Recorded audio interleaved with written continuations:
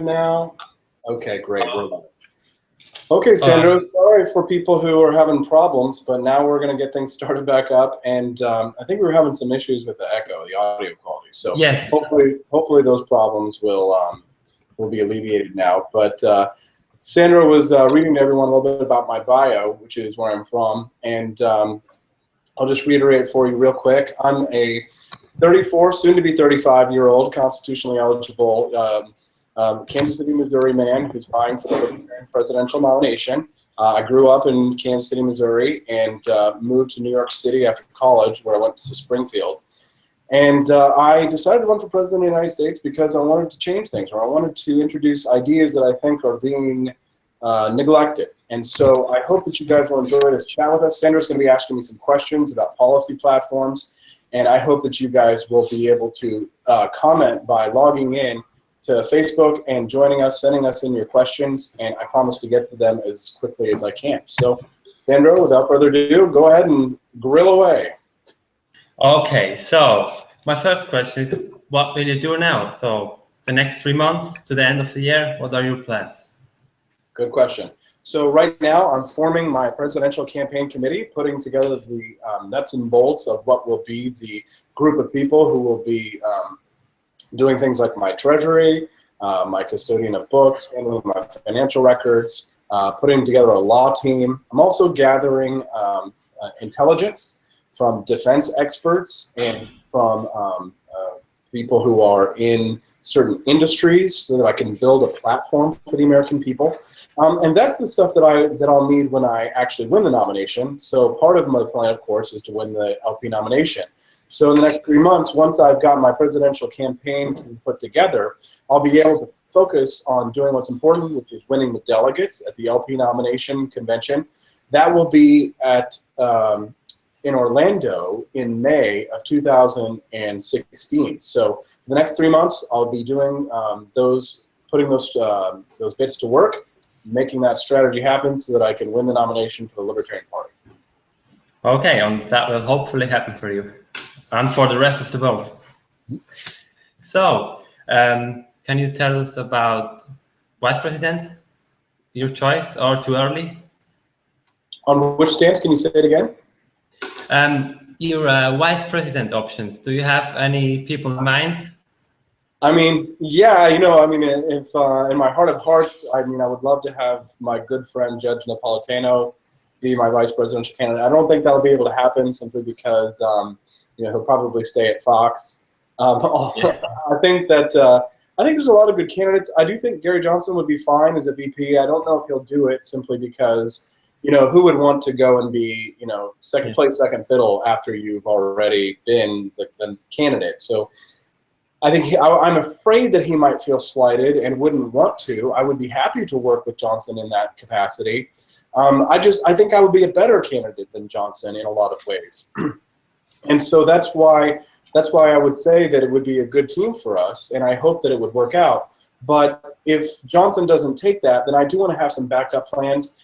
I mean, gosh, wouldn't it be fun if Ron Paul was the VP pick just to kind of make a splash? But I know that would never happen, and I know Rand Paul can't because he's a Republican. But it would be fun to buck the system. I can dream and think maybe Justin Amash or Thomas Massey would be fantastic. But I'm really going to need to get some more input on who's out there, who's available, who's the best. You know, who are the best libertarian spokespeople that can go out there and do the same thing that I want, which is to spread these ideas and sort of evangelize the message of free markets and limited government, and explain that to the American people. Whoever the best communicators are, that's what I'm looking for. So I haven't decided yet on a VP pick. I think it's a little early, but I do have some names in my head, and I'm starting to think about who those options might be. Okay, thanks. So what should supporters do for you? How, besides from donations, how can other libertarians help you?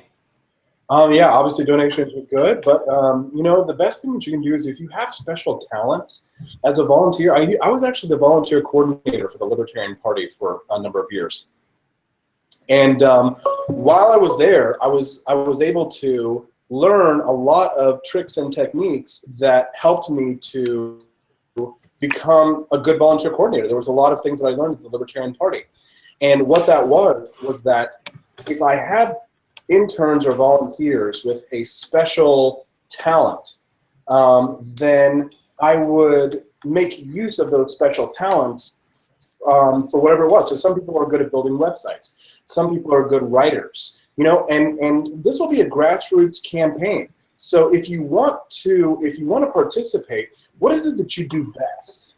And then use your talents to the best of your measure in areas. So I could give you a specific list of things that you could do. You could, you know, start a local meetup group, start a local group. You could go and find out who the delegates are. You can go and schmooze those delegates, show up to your local conventions.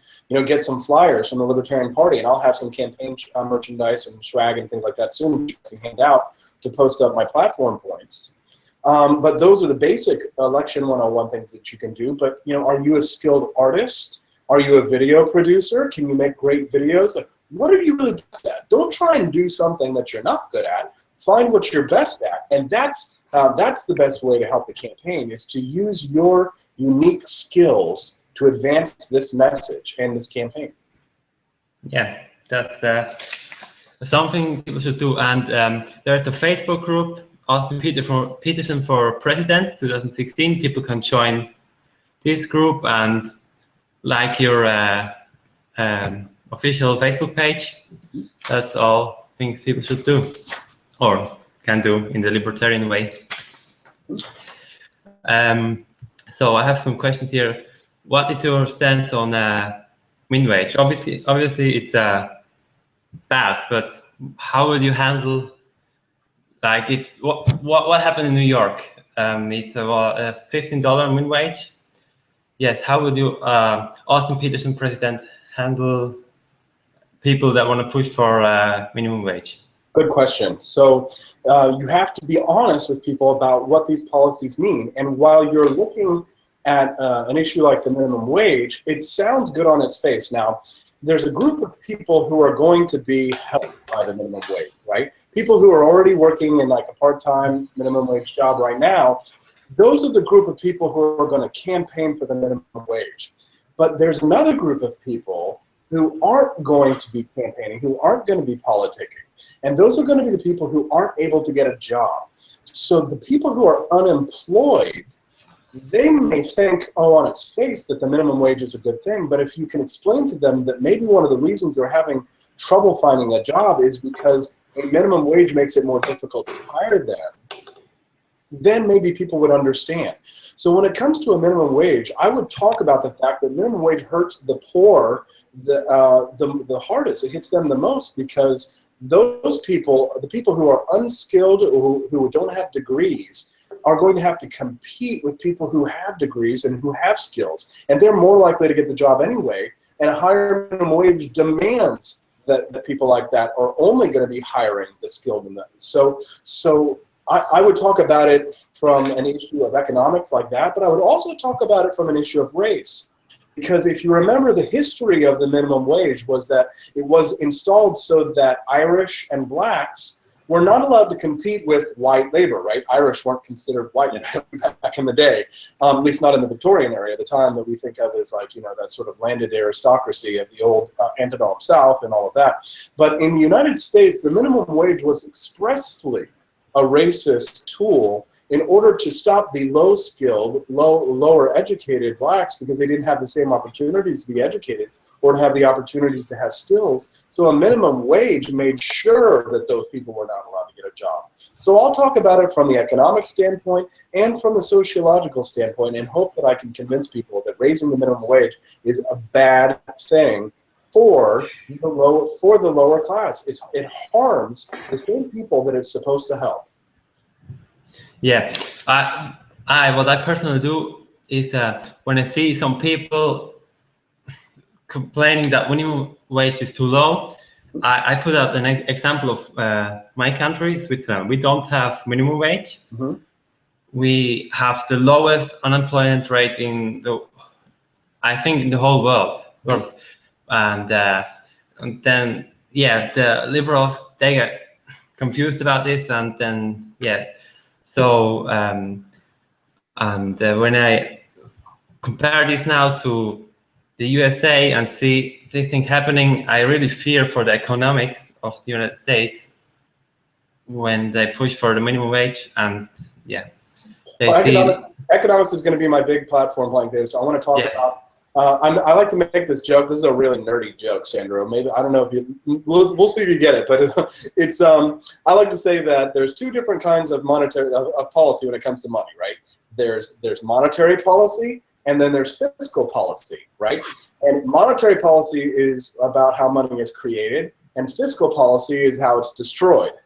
And that's a little joke that I tell people who are economists usually, because they're only people who will get it. But fiscal policy is taxes and spending. Monetary policy is inflation and the creation of money and the money supply. So when you say, fiscal policy is about how it's destroyed, it's because that's, taxing and spending, of course. But I want to talk about fiscal policy. I want to talk about taxes and spending. And I want to talk about the minimum wage and all those issues, economics issues that are important to the American business owner, the business entrepreneurs. And then I want to talk about monetary policy, which is the Federal Reserve, which is a matter of utmost critical importance. That is one of those issues that sort of goes underneath the radar for the people in the United States. But it was back in debate Paul did during his presentation. So yeah, we'll be discussing these issues of critical importance, the minimum wage, and all of that, and how these actually affect people in their communities. Yes, okay. So on to the next topic, immigration. I think Donald Trump's favorite topic. Yes, you said that you would support something similar like that was done on Ellis Island. So yeah, what will you do about immigration? It's something for me, because in the future, I want to immigrate to the United States, yeah?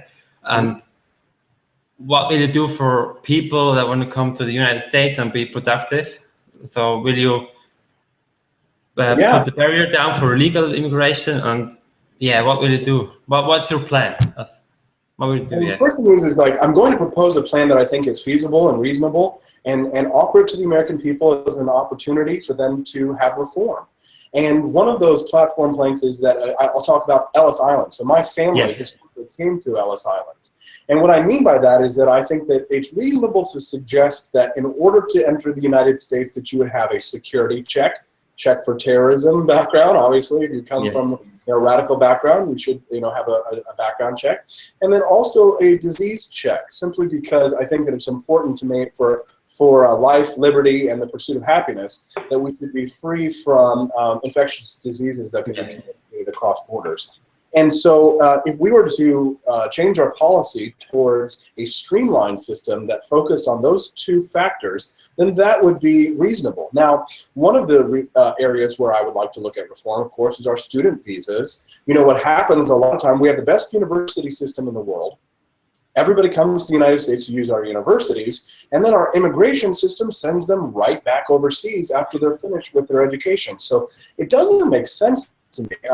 I hope that a lot of young people and students will jump on board the campaign because of this. But it doesn't make sense that we would send someone to Harvard and Yale and all of these excellent universities in the United States and then force them to go home. So they'll take all of that education, all that fine education that we have, and then ship it back overseas. That doesn't make sense. So I'm hoping that one of the areas of reform that I might be able to introduce is the student visa process. And hopefully that if you come here and you study at a university, maybe I might have to compromise with Congress in order to get a deal.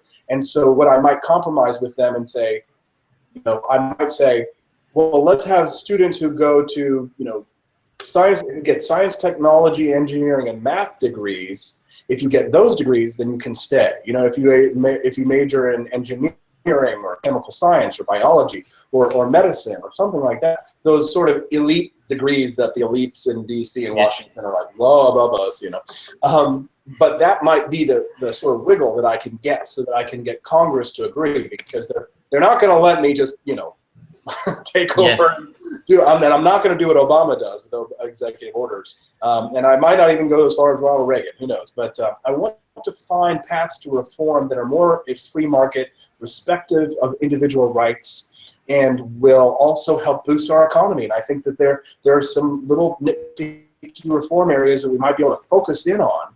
And if we all work together, maybe we can make those part of the national dialogue instead of Trump's like, they're sending their rapists, you know, they're coming over from Mexico. Hell no. Yeah, you know, like there's a lot to love in free trade, and not have. I would not be a belligerent leader. I would be a loving, kind, and caring leader. Someone who would create new positive relationships with our friends and allies overseas. And I would find new friends and allies in former enemies, because I would not be that belligerent, hateful president. I'd stand up for American security and for American freedom and for the ideas that we hold dear, but not at the expense of just false jingoism. There has to be something behind the love of America, the United States, and the American dream. There has to be a real solid principle of liberty. If you're going to talk about that concept, and you have to believe it, and I sure do. Yes, yeah. When I signed up for a working visa, it was hard. So I think, how hard will immigration be for me? I have not done anything wrong in my life, so yeah, it's already hard to come to the United States. And if I ever would like to do business in the United States, it's ridiculous hard, if you know. So. Yeah, many people could do wonderful business in the United States, but just... But we have barriers to trade. Yes, I would like to lower those barriers. Yes. So that's my favorite question. So now the next one, I'm going to test. As a Libertarian president, how will you work with Congress? You said in your platform, was number 7, I believe, that you work with Congress to institute new protocols that will protect national security while placing the balance of weight towards due process and individual rights. So, the Congress is full of Republicans and Democrats. How can a Libertarian president work with these two other parties? Absolutely. So, I would like to advocate for a reductionary foreign policy that would see a net cut in spending. See, we in the United States, we had a budget battle over the last few years about making cuts to spending. We had this thing called a sequester, which was guaranteed cuts. If Congress didn't pass a budget by a certain time, then there were guaranteed automatic spending cuts that would come in. Now, they weren't actual spending cuts, technically. They were cuts in growth to spending. And the Congress, the military-industrial complex, every special interest was freaking out because they weren't going to get more money over time. It was a cut in growth. And so I would propose a national defense policy that would have real substantive cuts, net cuts in spending, not just cuts, overall cuts. And I would vow to veto any legislation given to Congress that does not have an overall net cut. I would also vote for a balanced budget, a constitutional amendment for a balanced budget. If I would work with the Republican majority in Congress and perhaps a few Democrats to finally get the spending under control here in the United States by tying our spending to a portion of gross domestic product, the GDP. Okay. And so I would propose a defense policy principle that would be respective of our fiscal situation, which is at this moment $18 trillion. Okay. Yes. Are you still here? Yes. Okay. Yeah. So to my next question, there's a movement, Black Lives Matter. What do you think about groups like this? Are they still protected under the First Amendment, or is it too much? Yeah. Everyone is so absolutely protected under the First Amendment of the United States, and that they certainly are a group of people who have a bone to pick. It seems to me that with Black Lives Matter, that their diagnosis is correct. That the problem, they diagnose the problem correctly, but that their solutions for reform are insufficient to actually address the root insecurities that they feel.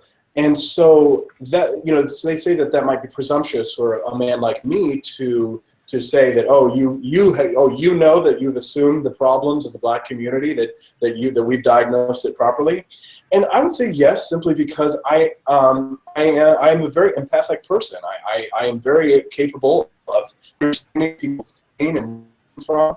I have very humble beginnings myself. And so I would hope that the Black Lives Matter movement would actually get on board and come and listen to us at our rallies, come speak to us, because I think that libertarians and Black Lives Matter activists have a lot of issues of overlap. And some of those issues are the militarization of police, which I think has gotten out of control here in the United States. Yeah. I'd like more Mayberry, less Fallujah. I think that policing is a problem when it comes to revenue generation. You know, that a lot of times that policing that goes on in these communities, especially in New York City, where I've lived for a time, there were quotas. You know, it was basically a quota. And that the people of the United States, you know, there was a portion of the Declaration of Independence to me that I think is most appropriate of this. And let me pull out a little declaration. I could probably recite it for you. But he has sent hither swarms of officers to eat out our substance. Now, this is the letter that Thomas Jefferson said to King George, and I would really urge conservatives who are, you know, big cop, you know, like, oh, the cops, you know, like support the cops, that maybe they should remember what the Declaration of Independence said when they talked about officers, swarms of officers. Here we go. This was the problem. They said, "Ein Minuten bitte." Excuse me, King George. He has erected a multitude of offices, new offices, and sent hither swarms of officers to harass our people and eat out their substance. And that's truly what the security situation of the United States has become. It's come away from just simply enforcement of law, the natural law, the common law, you know, the laws against violence and all of that, those things that libertarians agree things should be illegal, force and fraud. But that the Black Lives Matter activists should understand that when we campaign for big government, when we campaign for government to fix something or for more government, sometimes you get what you asked for. And government is force, right? It is fire, right? And it's a dangerous servant and a fearful master. And so I would say to the Black Lives Matter activists that libertarians and Black Lives Matter activists have a lot of common ground, and that we should look at the enforcement state where the multitude of new offices that King George W., that King George has created, the Department of Homeland Security, which has fusion centers, which work with your local police officers and federal officers all in one building, which I see as a problem sometimes because the integration of federal and local forces at too high a level, I think, is an escalation of militarism in the United States, and I would like to see that ratcheted down. And so I think that if I were the president of the United States, I would send out, you know, just what's the word? Peaceful vibes. You know, if the president of the United States, you know, tells the police officers of the executive branch that they should enforce certain laws and take priority, the president has the power to prioritize enforcement. And so I would prioritize enforcement where real crimes were occurring, not where victimless crimes were occurring. And I would certainly suggest, highly suggest, although I could not demand because I would not be a dictator, highly suggest that local agencies across the United States begin to look at the fines and fees and regulations that are placed upon your basic drivers. You know, most interactions with the police occur in traffic stops, and a lot of traffic stops occur because they're revenue generation. So we need to take a step back and look at how we generate revenue here in the United States and see it and wonder if the reason why so many Black Lives Matter activists are having hostile interactions with police is because the government is so large that he has sent out officers to eat out our substance. And that substance is our money, our tax money, and our very lives. Yes. So one more question about the department. Any cut, any abolitions? That's always like the most fun thing to talk about, right? Yes, I would like to end the Fed, the IRS, Department of Education, Department of Energy. Yeah. What do I think is possible? Which departments could I eliminate? Well, I'll talk about the Federal Reserve just for a moment. And I'll tell you, maybe we can't get rid of it in my term because I'd love to do it by executive order. But the problem with that is that the next guy could just come on and recreate it through executive order. And it was created by Congress. So you need a bill to pass in order to actually abolish the Federal Reserve. But I think we can do it another way. I think that if we legalize competition and we offer a plan to the American people through Congress that would abolish legal tender laws, that's how we'll end the Fed. And here's how. Friedrich Hayek, my favorite economist, wrote a book. It was based on a speech, the free market monetary policy. And in this book, he described about what baskets of currencies might look like, or baskets of commodities, what it would be like if we didn't have legal tender law in this country, if it wasn't a demand, a fiat currency by demand. If American people could choose to buy gold or silver certificates, like Bernard von Nothaus. He was a German man who emigrated to the United States, I believe. He started up the Liberty Dollar service, and it was basically a gold and silver note. I have one, and it was backed by gold and silver. There was actual gold and silver in a vault, and if you wanted to trade it in, it was 100% negotiable. It said on the dollar. If you get a dollar now, it says non-negotiable because the government's like, no negotiation, mother effers.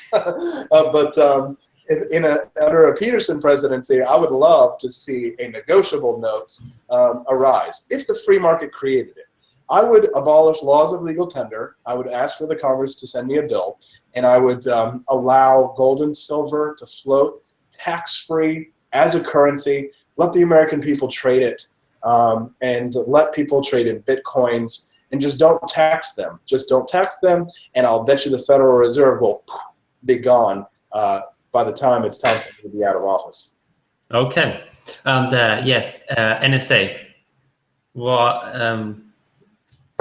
On the Rand Paul? Yeah, Rand Paul said something interesting on the debate, and his filibuster. I watched the whole filibuster. It was interesting about the NSA spying. Yeah.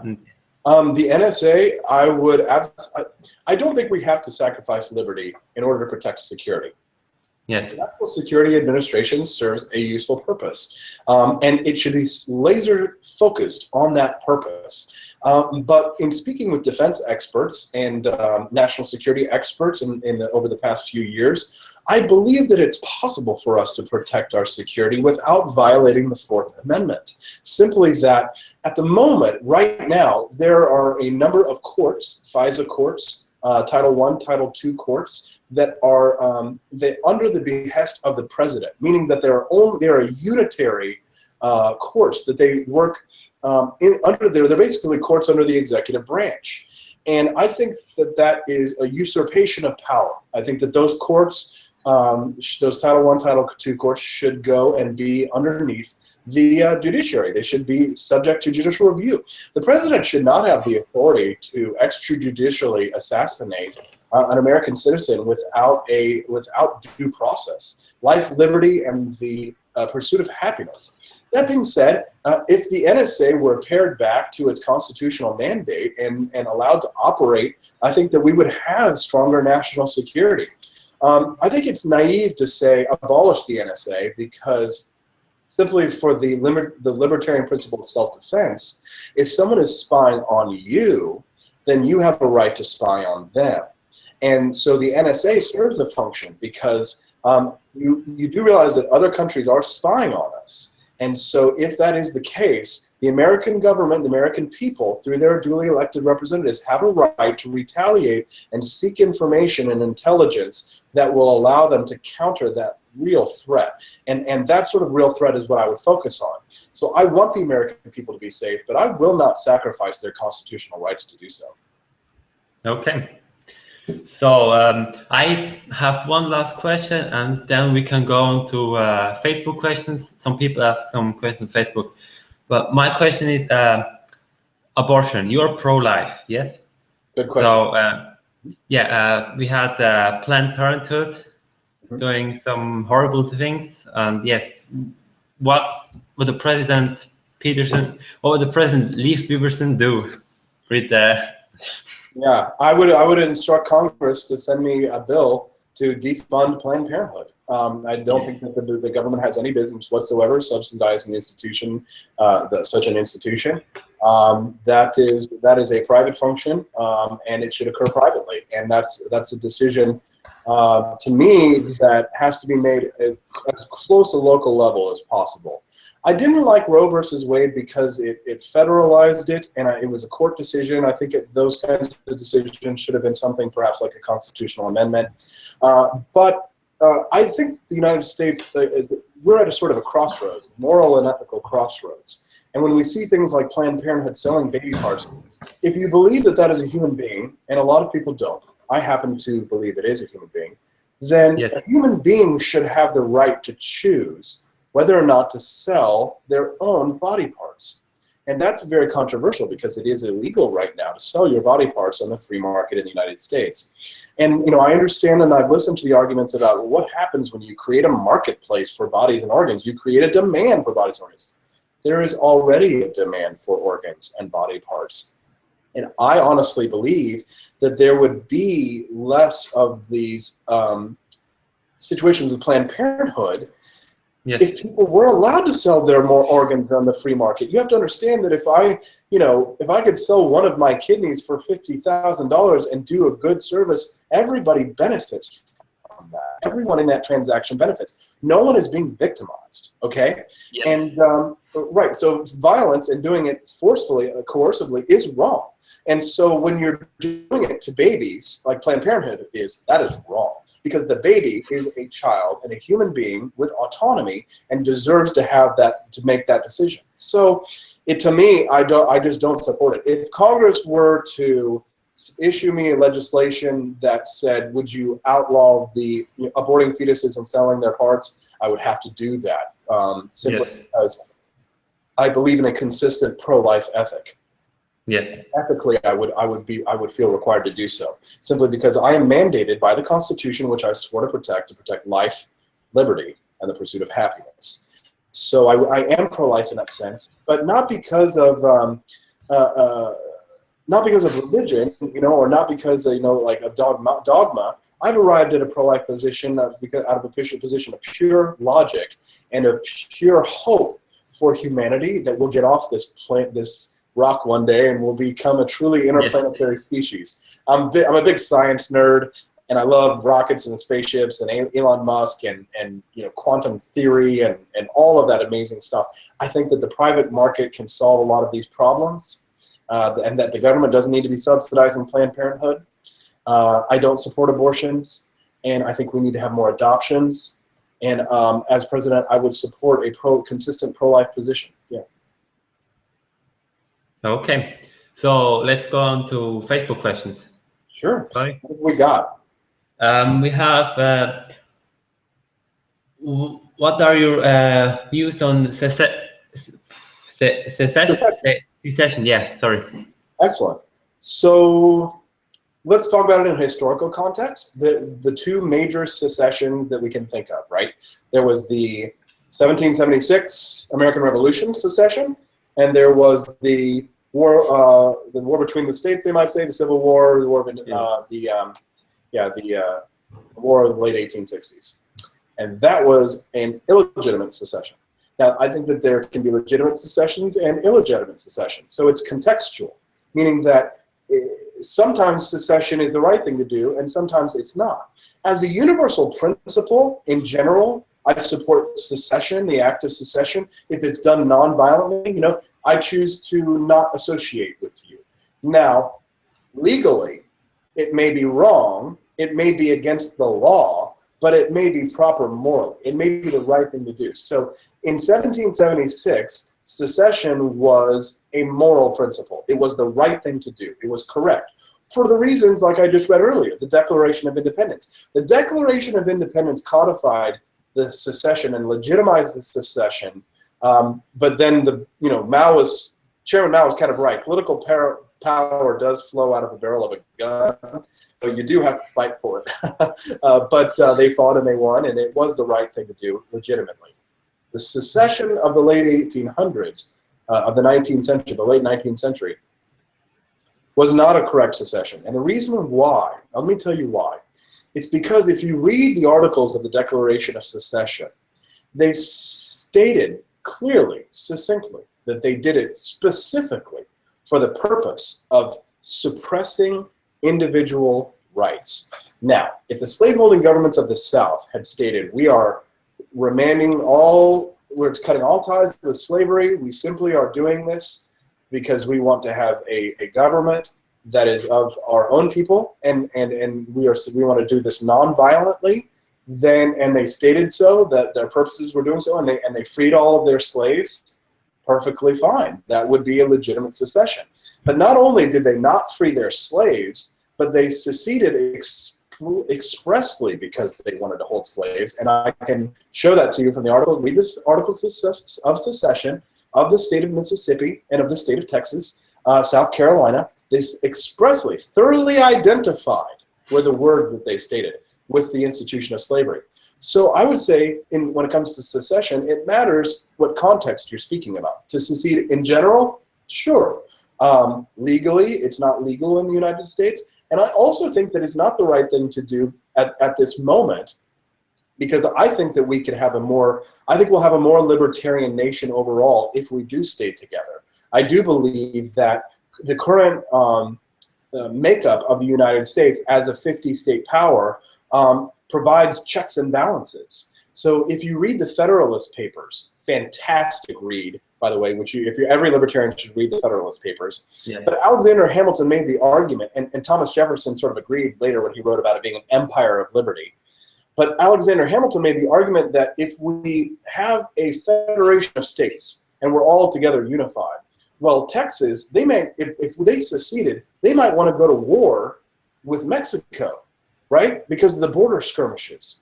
But Alexander Hamilton said that if the 50 states were unified, the northern states would be a cooling off. There would be a cooling effect.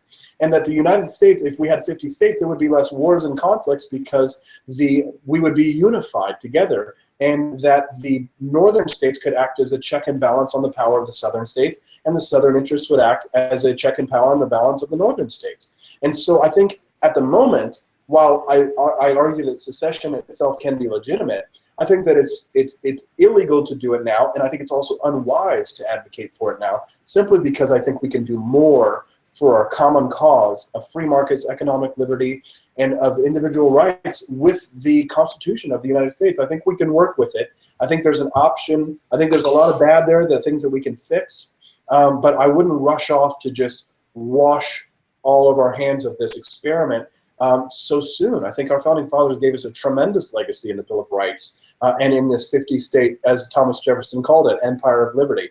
I'd like to see us reign strong and for 1,000 more years if we could, because I love America and I love our principles, and I think that they are objectively good. And I hope that I could convince other people the same. Yes. I will ask one more question. What will you do about the roads? I don't think that's the case. I honestly did not expect you to actually ask that. Well, who will build the road? Yeah, it's not a serious question, but yes, it's something we hear a lot from liberals. So here's a funny story. I'll tell you this little quick anecdote, and then we can actually discuss that. So one of my favorite little stories, my favorite show is called Pawn Stars on History Channel. And in the Pawn Stars, one episode, somebody brings in a ticket. It's a lottery ticket from the late 1700s. And it was signed by George Washington. And come to find out that George Washington, in order to raise money for a road, for a mountain pass road, signed his name on lottery tickets, sold lottery tickets, and raised money to build the road. As your president, I will promise, if we need roads built, to go out and have an auction and have a lottery and raise money to build that road. So if you really want to get all 1776, let's talk about the principles of private funding. I would talk about, there are private roads all across the United States, lots of them. private roads towed. People don't like those, though. You know, they actually don't like private roads because then they got to pay a toll. Yeah. I think a lot of people like the highway system. They feel like they benefit from it. They pay their taxes in some way. That's one of those questions that most people like look at and they sort of like as sort of a joke, right? That it's sort of, but it's a serious question. It's one that deserves to be addressed in some level. Yeah, of course. Look at any road. Look how the governments are doing with our roads now. Our infrastructure is failing. Our infrastructure is fading. Why have we not looked at market alternatives to solve the problems of infrastructure? I would look at the marketplace to solve these problems, and I would watch them do it because the government really doesn't have a role in building roads. You know, it's like Office Space. A little joke. What exactly is it that you say you do here? Because the government's just the third party. All they're doing is taking the stick or the club, beating you over the head, taking your money, giving it to the contracting company, and saying, build the road. I just want to X out the middleman. So yeah, look at free market opportunities. There are plenty of them. I mean, I could list off a million examples of private roads here in the United States for you. Don't want to bore you, but if somebody tells you who will build the roads, tell them a little story about George Washington and his lottery ticket to build the mountain road. And I'll bet you'll probably surprise people who I think you're smart. Okay. Yes, what we have.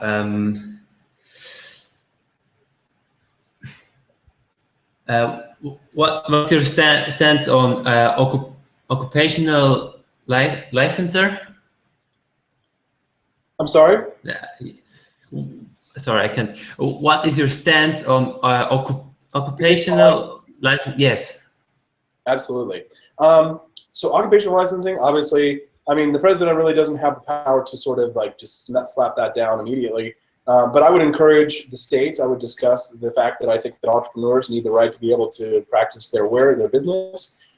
Things like braiding hair. You need a license to braid hair. That's ridiculous to me. Yes. It's really about cronyism and crony capitalism. So you understand that what we have in the United States is sort of a corporatist state. And there's a good reason for that, because the New Deal, Franklin Delano Roosevelt's New Deal in the United States made it so that business and government got together. And now we have a corporatist structure because big corporations who are too big to fail realized that it made a lot more sense to just have occupational licensing. That way they weren't getting, you know, they weren't going to have lawsuits so much. It absolved them of certain types of responsibility, right? What is a limited liability corporation, right? Limited liability on me, the LLC. But in a libertarian world, there would be liability. And I think big corporations don't like that. And what they want is to pass, the government to pass regulations that they write and that favors them. And entry into the marketplace at the entrepreneurship level, very thin profit margins. And the big corporations know that with occupational licensing, that they can narrow the gap and they can grind those entrepreneurs down so that the little guys can't compete with the big guys. That's why we have subsidies. The subsidies go to they say they go to the farmer, the poor farmer. They go to big corporations. And they go to tobacco farmers to make tobacco. Why are we subsidizing tobacco? You know, to me, it doesn't make sense to force occupational licensing across these industries simply because if someone can do something better than you and you had to go to school for it, I can see why those people would be offended and want you to have to go and you have to jump through the same hoops that I jumped through. But that's not a free market, and that's not libertarian. And I would argue that we should change that system. Okay. We have time for one more question. So if anyone else wants to ask something, you have to write it down. I get one from Remzo Martinez. He's got a fantastic question. I did not see that. Sorry. Yeah, that's okay. I'll read it. It's coming from the Freedom Ninja page. Matt Vitalik. Okay. Yeah. Austin, upon winning the presidency and assuming office, would you go the way of Andrew Jackson and fill your cabinet using the spoils system? Or would you use the merit system and possibly fill your cabinet with people of different ideological backgrounds? That's a great question. I've actually thought about that. I would not use the spoils system. I would use a merit system, and I would fill my cabinet with people of different ideological backgrounds that would question my own authority and would provide me with viewpoints that are alternative. And I do get in a lot of trouble with libertarians for things like this because they're like, oh, Austin, you're a neocon, you're blah, blah, blah, blah. No, a lot of times what I do is I get information that contradicts my worldview, and then I'll place it out there in order to engender discussion and debate because, you know, as president of the United States, it's not just about me, you know, it's about all of us. And I would hope that as president, I would represent the best of America. So I would go out and find the very best of everyone's ideas, of everyone's ideologies, and put together a cabinet of people who are experts in their industry. Because if I can't abolish their cabinet position overnight, then I'll find the best person that I can for them. And that might not be someone who is a hardcore libertarian, simply because the president is not a libertarian job. It simply is not by matter of law. And I'll be as libertarian as I can and appoint as many libertarian-minded people as I can. But for certain functions, such as the military, you know, not all generals that I go through and vet are going to be libertarians, and they can't all be. You know, General James Mattis, who was a tremendous general for the Marine Corps, who I have a fantastic respect for. I would make sure that I would keep an eye on them. You know, keep your friends close and your enemies closer. I don't think it's a good idea to fill your cabinet full of people who always agree with you, and that will mean a harder time for me. It will mean it might be harder to pass an agenda, but I cannot feel that I'm honestly representing the interests of the American people if I fill my cabinet full of yes men and people who are just doing exactly what I tell them to do because I am the dictator in chief. Yes. Yeah. So I think that's it. We have no more questions. We're running out of questions for future president Austin Petersen. You did a great job, and I know it's hard. It's really early over there in your country, but I do. It's 3 a.m. Yeah. Oh, one last thing. There was some question. Someone said, "What are some good resources for free banking? Some good resources and stuff like that." Obviously, I want to recommend Professor Larry White from George Mason University. I'll be basing my monetary policy on his work. Also, the work of Steve Horowitz, he writes for Bleeding Heart Libertarians. He's a fantastic resource for monetary policy issues and fiscal policy issues. So I'll be basing my work around them. I would suggest anything by Ludwig von Mises. My favorite is Planned Chaos. I love, by Hayek, I like Road to Serfdom, Free Market Monetary Policy. I do like Murray Rothbard's case against the Fed, but I'm not 100% gold reserve. He wants to outlaw fractional reserve banking, and I think it should be legal, but it should be privately contracted. So read Rothbard on that. Again, you know, somebody that I maybe disagree with on certain things here and there, but has a lot of other good ideas. And so yeah, I would go and check out those economists and read them. Of course, I've read everything by Ron Paul and John Stossel, a tremendous resource for liberty. If you Google Red Pill List, Libertarian Red Pill List from SlideShare, and I'll try and tag it into this video debate, but Google the Red Pill List, and you can download the PDF. It's got tons of free information. I'm going to be passing out books about libertarian ideas and knowledge all throughout the campaign trail, educating people about these concepts, getting them excited about new ideas, taking that support away from Bernie Sanders, taking it away from the socialists, and hopefully bringing it over to the Libertarian Party. Yes. Okay. All right. Thanks for the interview. Yeah. Have a good night. Thank you. Bye.